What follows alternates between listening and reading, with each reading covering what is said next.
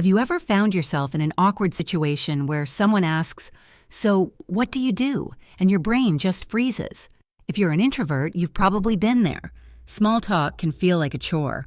But what if I told you that it doesn't have to be awkward or uncomfortable? In today's video, I'm going to show you how to master small talk, even if you're not naturally outgoing. Here's the thing, small talk doesn't have to be awkward and it doesn't have to be a chore. In fact, when done right, it can actually be fun. Yes, you heard that right. Whether you're at a party, in a meeting, or just chatting with someone at the coffee shop, mastering small talk is a skill every introvert can learn. And no, it doesn't require being the life of the party or memorizing cheesy lines. In this video, I'm going to show you 5 simple techniques, backed by psychology and social strategies, that will make small talk feel effortless. So, let's dive in. Okay, first up, active observation. Sounds fancy, right? But trust me, it's one of the easiest and most effective ways to engage in small talk, especially if you're introverted. Instead of starting a conversation with the usual, "So, what do you do?" which feels like an interrogation, focus on noticing the little details around you. For example, if someone's wearing a bright yellow jacket, you could casually say, "That's a bold color choice. I respect it." Or if you're at a coffee shop and someone has a massive coffee order, maybe say, "That looks like the kind of coffee order that'll get you through a Monday." See what happened there? You didn't ask a boring question, and you didn't force a conversation. You just made an observation. And that's powerful. People love feeling seen, and when you make a simple comment about something they're wearing or holding, it feels genuine and personal. The beauty of this technique is that it works everywhere. Whether you're at a party or waiting for your coffee, all you need to do is pay attention to what's going on around you and make a neutral comment about it. You're not asking them to explain their life story. You're just starting a conversation by showing you're present and engaged. Next up, the compliment game. Compliments are powerful, but they only work when they're genuine and unselfish. Instead of trying to impress someone or expecting something in return, just give a simple compliment and move on. For example, instead of saying, "I love your shirt, can I borrow it sometime?" which sounds a bit too eager, you could say, "That's a great jacket. It looks so comfy." No expectations, no awkward pause, just a quick, honest compliment that makes the other person feel good. This technique works wonders because most people aren't used to receiving compliments that come without an agenda. Try it out next time you're chatting with someone.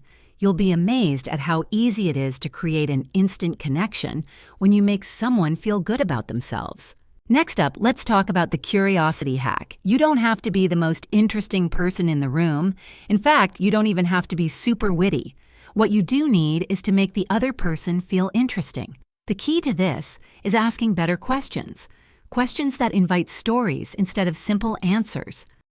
Instead of asking, "What do you do?" try something like, "What's something about your job that would totally surprise people?" Or instead of asking, "Where are you from?" ask, "If I visited your hometown, what's the one thing I absolutely have to experience?" These types of questions help people open up, and they shift the conversation to something more fun and engaging. And guess what? The more genuine curiosity you show, the more likely they are to engage with you. Here's something a lot of people get wrong about small talk. Silence is not your enemy. It's actually your secret weapon. When there's a pause in a conversation, instead of rushing to fill it with another sentence, just let it breathe. Confident people don't rush to fill every gap in the conversation.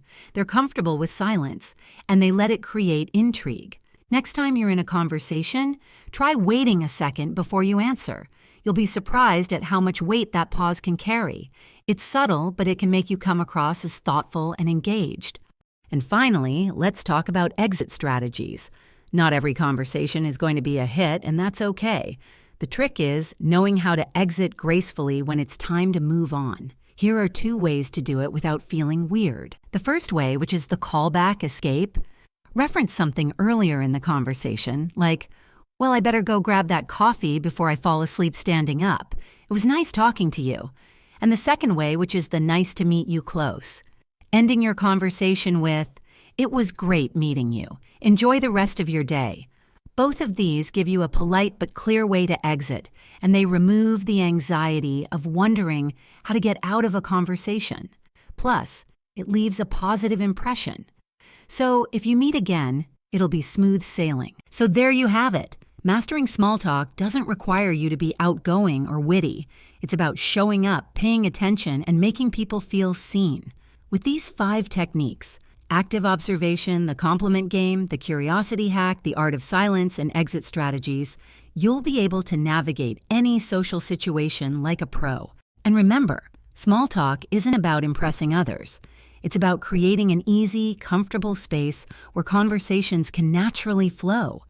So, next time you're at a party or at the coffee shop, put your phone down, observe the world around you, and watch how quickly small talk stops feeling like a chore and becomes a game you actually enjoy.